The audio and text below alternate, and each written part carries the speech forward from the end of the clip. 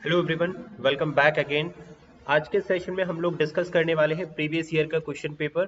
और ये रहेगा इंग्लिश के लिए। जो प्रीवियस ईयर उत्तराखंड टेट के लिए हम पेपर का डिस्कशन करेंगे, यू टेट 2019 का ये पेपर है।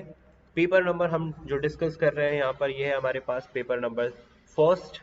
पेपर वन के लिए डिस्कशन रहेगा और इसमें जो सेकंड लैंग्वेज यानी कि जो सेकंड लैंग्वेज में इंग्लिश है, उस वाले पार्ट को हम डिस्कस कर रहे हैं।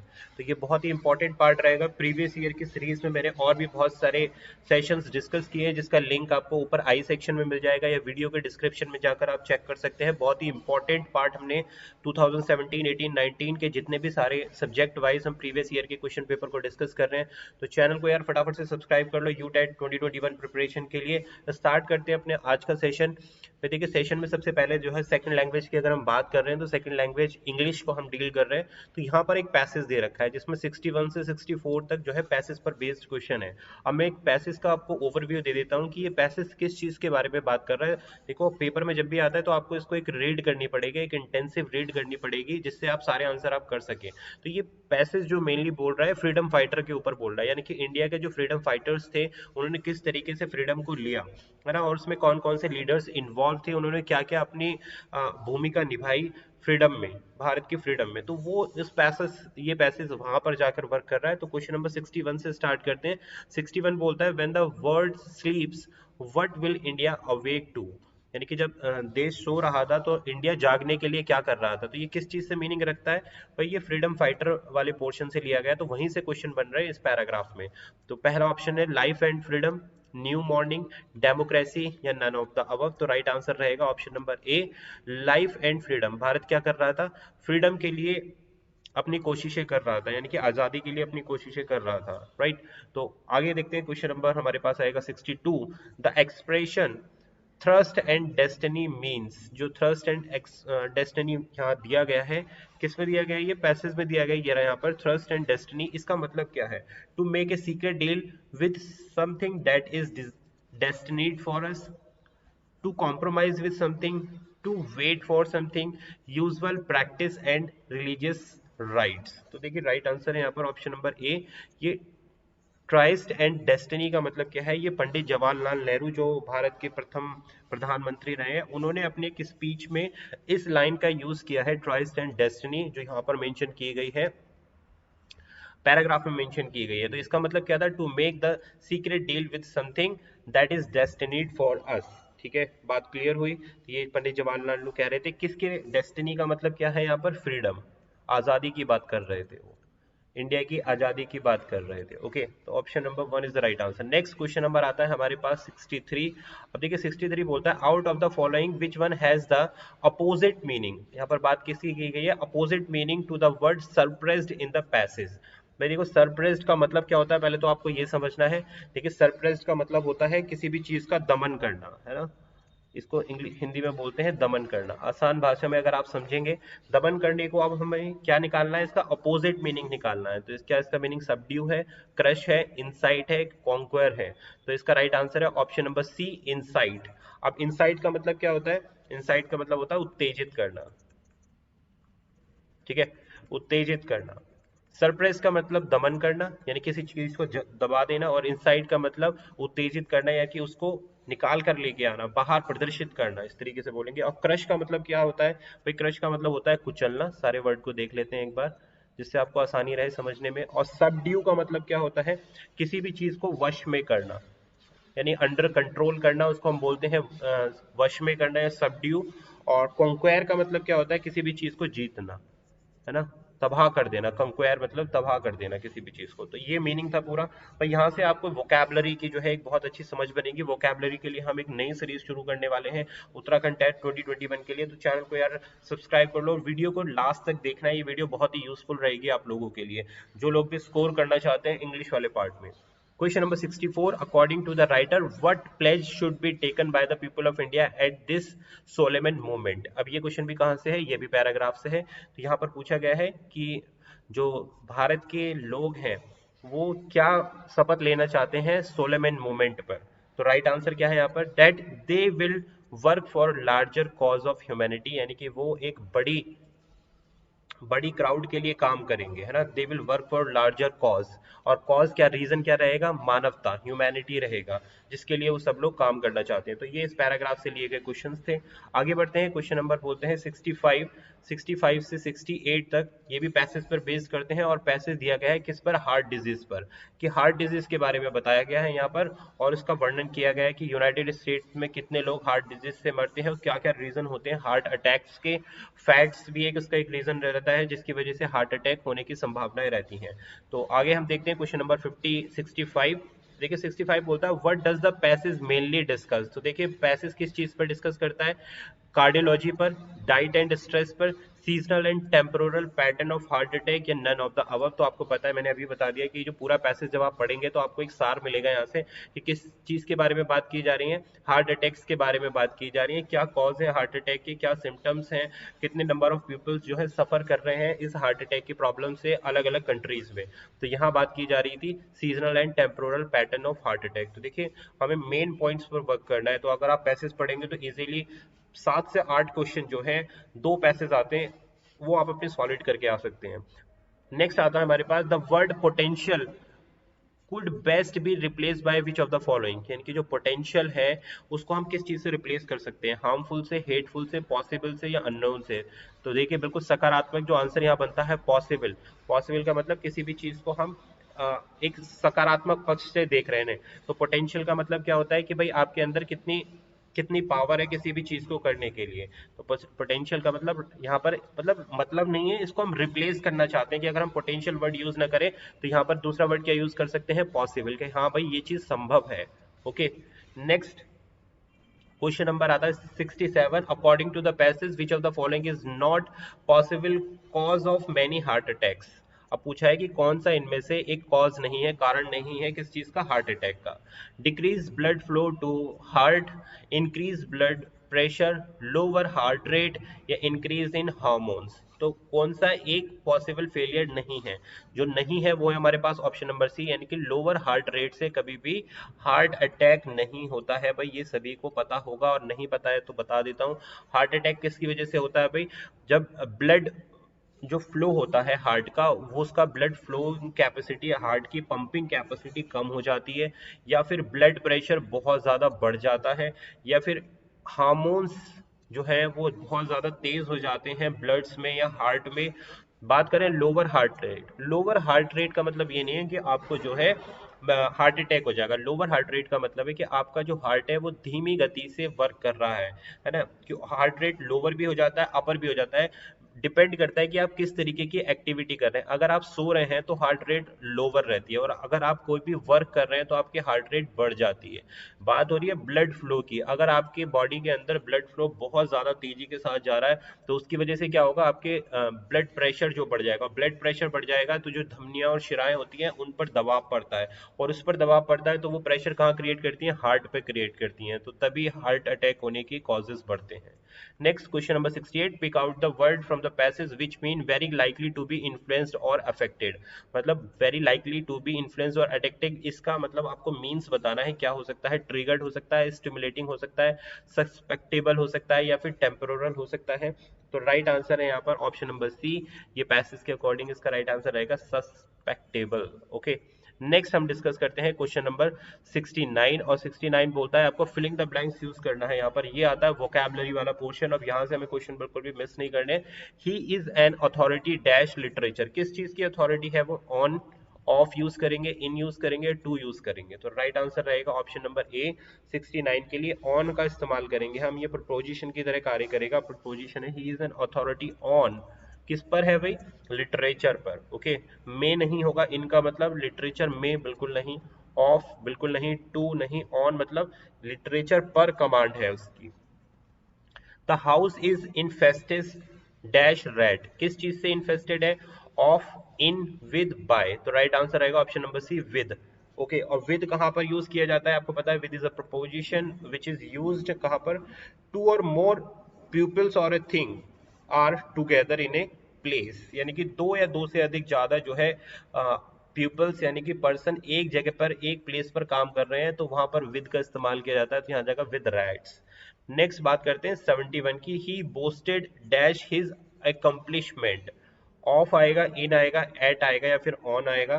तो राइट आंसर रहेगा यहाँ पर ऑप्शन नंबर ए, यहाँ यूज होगा ऑफ। अब ऑफ किस चीज के लिए यूज किया जाता है? किसी भी बिलोंगिंग्स के लिए, यानी कि किसी चीज को belong, for example this phone belongs to me, है ना। बिलोंग्स मतलब कोई भी, अगर सेल फोन की बात की जाए कि this particular cell phone belongs to me, तो वहां हम ऑफ यूज कर सकते हैं। He boasted of his accomplishment, किसी पर्टिकुलर की उपलब्धियों के बारे में बताया जा रहा है कि वो उपलब्धियां किसको बिलोंग करती हैं, तो यहाँ हम यूज करेंगे वर्ड प्रपोजिशन ऑफ का। Option A is the right answer. Next 72 को डिस्कस कर लेते हैं। क्वेश्चन नंबर 72 है हमारे पास में। यहाँ आता है ईडियम एंड फ्रेजेस के बाद में हमें डिस्कस करना है कि क्वेश्चन नंबर 72 से 74 बोलते हैं ईडियम एंड फ्रेजेस बताने, करेक्ट मीनिंग क्या है। He agreed to carry out many orders, है ना। तो कैरी आउट्स का मतलब क्या है यहाँ पर, ये आपको बताना है। एक्सक्लूड करना, मेंटेन करना, लिसन करना या फिर रिफ्यूज करना। कैरी आउट का मतलब होता है एग्जीक्यूट करना, है ना। He agreed to carry out many order, he agreed to execute, है ना। तो option number A is the right answer. इस कैरी आउट का मतलब क्या आ गया यहाँ पर, एक्सक्यूट आएगा। तो ऑप्शन ए बिल्कुल करेक्ट रहेगा इसके लिए। नेक्स्ट आता है he turn a deaf ear to my advice. तो टर्न्ड डेफ ईयर का मतलब ये क्या है, एक ईडियम एंड फ्रेजेस है। इसका मतलब आपको बताना है उसने सुना, एग्री किया, डिसरिगार्डेड किया या रेस्पेक्टेड किया। He turn deaf ear to my advice. Right answer है ऑप्शन नंबर सी, मतलब डिसरिगार्डेड किया, उसने कोई भी रिगार्ड नहीं दिया, उसने एडवाइस पर कोई भी ध्यान नहीं दिया। तो option number C is the right answer for question number 73। Next बढ़ते हैं question number 74। There are black sheep in every community. अब ब्लैक शीप का मतलब क्या होगा वो बताना। बैड कैरेक्टर्स के जो लोग होते हैं, जेनरस पीपल्स जो होते हैं, शेफर्ड्स जो होते हैं, या अगली पीपल्स होते हैं। तो ब्लैक शीप का मतलब होता है जो बुरे कैरेक्टर के लोग होते हैं, जिनका भाई आचरण अच्छा नहीं होता है, तो उनके लिए idiom and phrases work use किया गया है। ब्लैक शीप का मतलब bad characters.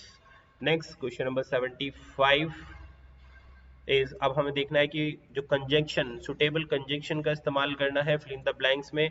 He plays dash and is soloist both also among या फिर आइदर। तो क्या यूज होगा यहाँ पर, he plays both an orchestra and soloist, यानी कि वो ऑर्केस्ट्रा का भी इस्तेमाल करता है और अकेला भी परफॉर्म कर सकता है, तो बोथ का इस्तेमाल होगा यहाँ पर, बोथ कंजंक्शन आएगा यहाँ पर। नेक्स्ट देखते हैं क्वेश्चन नंबर 76। इसमें आपको क्या फिल करना है, suitable filling the blanks fill करना है। Dash you please him please me with this. तो वुड का इस्तेमाल करेंगे, शुड का, शैल का, मस्ट का। तो यहाँ जो हम इस्तेमाल करेंगे, यहाँ होगा हमारे पास वुड का इस्तेमाल। ओके, वुड यू प्लीज, है ना, would you please help me with this. Clear. Next हम वर्क करते हैं 77। Dash disease in one that can be passed on physical contact. तो कैसी डिजीज हो सकती है ये ऑप्शन में, कॉन्टाजियस हो सकती है, या कॉन्टीजियस हो सकती है, कॉन्टाजियस हो सकती है, कॉन्टीजियस हो सकती है। तो देखिए राइट आंसर रहेगा हमारे पास ऑप्शन नंबर ए, इसको हम बोलते हैं कॉन्टाजियस डिजीज होती है, जो एक पर्सन से दूसरे पर्सन तक क्या हो जाती है, पास ऑन हो जाती है, तो उसको हम बोलते हैं contagious diseases. Next 78। My role is dash to date of my associate. किस तरीके का होना चाहिए, कॉम्प्लीमेंट्री होना चाहिए, कॉम्प्लीमेंट्री होना चाहिए, कॉम्प्लीमेंट्री होना चाहिए या फिर कॉम्प्लीमेंट्स होना चाहिए। तो देखिए राइट आंसर रहेगा 78 के लिए, that is option number B, complementary होना चाहिए। Option number B is the right answer. Question number 79 is the word for the sweet course of a meal. तो कौन सा वर्ड यूज किया जाता है मीठे के लिए, डेजर्ट, डेजर्ट, डेजर्ट या डेजर्ट। तो देखिए स्पेलिंग यहाँ पर भी केवल करेक्ट आपको चूज करनी है। तो वर्ड है हमारे पास ऑप्शन नंबर सी, जो मीठा होता है, जो मीठे वाली डिशेस होती हैं उसके लिए हम वर्ड यूज करते हैं डेजर्ट, और इसकी स्पेलिंग है हमारे पास DESSERT। ओके। नेक्स्ट है हमारे पास क्वेश्चन नंबर 80, जिसमें आपको रिफ्लेक्स प्रोनाउन का इस्तेमाल करना है सेंटेंस को कंप्लीट करने के लिए। तो Jim bought dash a book, himself, him, themselves, yourself. तो राइट आंसर रहेगा जिम बॉट हिमसेल्फ, जिम ने अपने आप एक पुस्तक को परचेस किया। तो यहाँ राइट रिफ्लेक्सिव प्रोनाउन आएगा हमारे पास हिमसेल्फ। नेक्स्ट है हमारे पास क्वेश्चन नंबर 81। अब 81 को देखते हैं भाई। नेक्स्ट 81 क्वेश्चन है हमारे पास, I dash swim across the river when I was young. तो यहाँ क्या भरा जाएगा, कौन सी मॉडल वर्ब या ऑक्सिलरी वर्ब का इस्तेमाल होगा, कुड का होगा, शुड का होगा, माइट का होगा, मस्ट का होगा। तो यहाँ जो इस्तेमाल किया जाएगा ये होगा कुड का। अब भाई कुड कहाँ इस्तेमाल की जाती है, समथिंग मे बी पॉसिबल, यानी कि जो चीज़ होने की संभावनाएं रहती है, किसी चीज़ की होने की संभावनाएं जहाँ होती हैं वहाँ हम किसका इस्तेमाल करते हैं, कुड का प्रयोग करते हैं। तो swim across the river I was young, अगर मैं यंग होता तो मैं स्विम कर लेता, तो एक पॉसिबिलिटी है, तो इसलिए हमने यहाँ वर्ड का इस्तेमाल किया है कुड का। ओके, नेक्स्ट हम नेक्स्ट वर्ड देखते हैं, नेक्स्ट क्वेश्चन देखते हैं। अपोजिट मीनिंग आपको बताना है, किस चीज का opposite meaning, India's struggle for freedom was led to Mahatma Gandhi. तो फ्रीडम का अपोजिट मीनिंग बताना है आपको, लिबर्टी होगा, लिबरेशन होगा, मेसरी होगा या फिर स्लेवरी होगा। तो आपको पता है फ्रीडम का मतलब होता है आज़ादी और स्लेवरी का मतलब होता है गुलामी। तो आज़ादी का अपोजिट मीनिंग क्या हो गया, गुलामी यानी कि स्लेवरी। बात क्लियर हो गई भाई, है ना। अब यहाँ पर एक वर्ड आता है ये मिस्री, MISERY। अब इसका क्या मतलब होता है ये हमें समझना है। तो भाई इसका मतलब होता है किसी भी कष्ट देना, है ना, किसी को परेशान करना, तो वहाँ यहाँ वर्ड यूज होता है मिस्री। ओके, लिबर्टी आपको पता है आज़ादी होता है लिबर्टी, और लिबरेशन का भी मतलब वही होता है, इसी का रूप है ये। तो फ्रीडम का मतलब हमें पता करना, तो opposite slavery, option number D is the right answer. Next question number 83, a person who does not believe in the existence of the God. तो आपको क्या देना है यहाँ पर, अप्रोप्रिएट वर्ड यूज करना है सेंटेंस के लिए कि जो भगवान में बिलीव नहीं करता है, क्या कहलाता है, बाय गॉड, ऑडिटर, इगोइस्ट या एथिस्ट। तो ये राइट आंसर है हमारे पास ऑप्शन नंबर डी। जो एथिस्ट कौन होते हैं, जो ईश्वर में बिलीव नहीं करते, है ना, तो उनको एथिस्ट बोला जाता है। अब बात करते हैं बाय गॉड कौन होते हैं। तो बाय गॉड का मतलब होता है कठोर, ध्यान रखना भाई, इंपॉर्टेंट है ये बहुत ज्यादा, है ना, कठोर या फिर अतर्क संगत, तर्क संगत जिनको बोला जाता है ना, तर्क संगत विचार रखने वाला भी क्या कहलाता है, बाइगोइट कहलाता है, विचार रखने वाला। ओके, ऑडिटर का मतलब आपको पता ही है भाई क्या होता है। तो नेक्स्ट ईगोइस्ट को देख लेते हैं भाई, ईगोइस्ट का मतलब क्या होता है। ईगोइस्ट का मतलब होता है सेल्फ सेंटर्ड और सेल्फिश पर्सन, यानी कि जो अपने बारे में सोचता है केवल, सेल्फिश पर्सन, तो वो कहलाता है हमारे पास इगोइस्ट। नेक्स्ट बढ़ते हैं question 84, a person who hate Mankind, जो ऐसा पर्सन जो मैनकाइंड से, मानवता से जो है घृणा करता हो, उसको क्या बोलेंगे, मिसंथ्रोपी, मर्सेनरी, हॉरनरी या मिसोलॉजिस्ट। तो राइट आंसर है हमारे पास ऑप्शन नंबर ए, ऐसा पर्सन जो मैनकाइंड से नफरत करता है उसको बोलते हैं मिसंथ्रोपी। बात क्लियर हुई। नेक्स्ट आता है हमारे पास हॉरनरी, भाई इसका मतलब देख लेते हैं क्या होता है। तो ये होता है गिवन एज एन ऑनर, यानी कि किसी चीज को ऑनर देना, किसी चीज को हमें रिस्पेक्ट देना, ऑनर। ओके, नेक्स्ट आता है हमारे पास भाई मेसो मैसोगाइनिस्ट। अब मैसोगाइनिस्ट क्या होता है, जो हेटर्ड ऑफ, यानी कि जो हेटर्ड होते हैं वुमेन से, जो हेट करते हैं, यानी कि महिलाओं से जो हेट करते हैं, जो महिलाओं का सम्मान नहीं करते, तो उन्हें बोला जाता है मिसोगाइनिस्ट। क्लियर भाई बात। Next, which one of these can not be termed as the language skill, इनमें से कौन सा एक लैंग्वेज यानी कि भाषा का एक कौशल नहीं है, रीडिंग, राइटिंग, स्पीकिंग, थिंकिंग। तो देखिए लिखना, पढ़ना, लिखना और बोलना, सारे के सारे कैसे ये स्किल्स हैं, किस चीज़ के, लैंग्वेज के, भाषा के। क्या नहीं है, थिंकिंग, सोचना जो है भाषा का एक स्किल नहीं है। तो option number D is the right answer. Next question number 86, अब 86 बोलता है while teaching a language student should be treated as which of the following. जब आप भाषा पढ़ा रहे हो तो बच्चों को किस तरीके से ट्रीट करना चाहिए, एक मॉडल की तरह, एक सब्जेक्ट की तरह, एक जिनेटिक की तरह, डिफरेंट इंडिविजुअल। तो right answer option number D है भाई। आपको पता है हर एक बच्चा जो है यूनिक होता है, हर एक इंडिविजुअल जो है दूसरे से अलग होता है, तो आपको कैसे ट्रीट करना है, ए डिफरेंट इंडिविजुअल की तरह उसको व्यवहार करना है। A phoneme is a, phoneme क्या है आपको बताना है, technique to improve pronunciation, single sound unit या साउंड पैटर्न या फिर लेक्सिकल आइटम्स। तो फोनीम क्या है इसमें से, तो फोनीम है यहाँ पर इस सिंगल साउंड यूनिट जो होती है उसको हम बोलते हैं फोनीम। बात क्लियर। और लेक्सिकल आइटम्स क्या होते हैं, लेक्सिकल आइटम होते हैं सिंगल वर्ड, सिंगल वर्ड की बात की जा रही है, सिंगल शब्द की। तो लेक्सिकल आइटम्स, फोनीम यानी कि साउंड की सबसे छोटी जो इकाई होती है उसको हम बोलते हैं phoneme. Next, when language are learned without any practice it is called, कि जब बिना किसी प्रैक्टिस के हम भाषा को सीख लेते हैं वो क्या कहलाती है, लर्निंग कहलाती है। फर्स्ट लैंग्वेज स्किमिंग या अर्डिक्शन। तो right answer option number B, first language, जो भी आपकी मदर टंग होती है, जो आप अपने आप ऑटोमेटिकली सीख लेते हैं तो उसको फर्स्ट लैंग्वेज कहते हैं। और स्किमिंग का मतलब क्या होता है भाई, skimming is a reading technique, यानी कि पढ़ने की एक तकनीक होती है जिसको हम बोलते हैं स्किमिंग। एरोडिक्शंस क्या होते हैं, एरोडिक्शंस कहलाते हैं कि किसी चीज का ज्ञान रखना, भरपूर ज्ञान रखना, जो बहुत कम लोगों के पास होता है, तो वो क्या कहलाता है? एरुडिक्शन कहलाता है। तो option number B is the right answer for 88 89। A reading activity where student focus on phonemic sound pronunciation and intonation can be used to assess, क्या बोलेंगे इसको? एनालिसिस करने के लिए, लिटरेरी अप्रिसिएशन, रीडिंग एक्यूरेसी या इन्फ्रेंस। तो इसको हम बोलते हैं रीडिंग एक्यूरेसी, यानी कि पढ़ने में आप कितना सही प्रोनाउंसिएशन कर रहे हैं, कितनी सही आपकी सटीकता है ना। Next question number 90, problem of spelling errors of the students can be easily solve through, किस चीज के थ्रू? पढ़ने में स्पेलिंग जो एरर्स होती हैं, किस चीज के थ्रू आप उसको सॉल्व कर सकते हैं? डिक्शनरी की हेल्प से, टेक्स्ट बुक की हेल्प से, डिक्टेशन की हेल्प से, या फिर टीचिंग एड्स। तो आप डिक्टेशन के माध्यम, यानी कि जिसको हम बोलते हैं बोलकर लिखवाना जो है, तो उससे क्या होता है? स्पेलिंग्स जो मिस्टेक्स होती है ना, उसमें बच्चे के सुधार आता है। तो option number C is the right answer for question number 19। तो ये था भाई यूटेट का प्रीवियस ईयर का पेपर इंग्लिश के लिए, सेकंड लैंग्वेज के लिए। सेशन पसंद आ गया हो तो लाइक शेयर सब्सक्राइब कर देना, और प्रीवियस ईयर का लिंक ऊपर आई सेक्शन में भी मिलेगा और डिस्क्रिप्शन में भी मिलेगा। चैनल को ज़्यादा से ज़्यादा शेयर कर देना। मिलेंगे आपसे नई सेशन में। Thanks for watching. Thank you.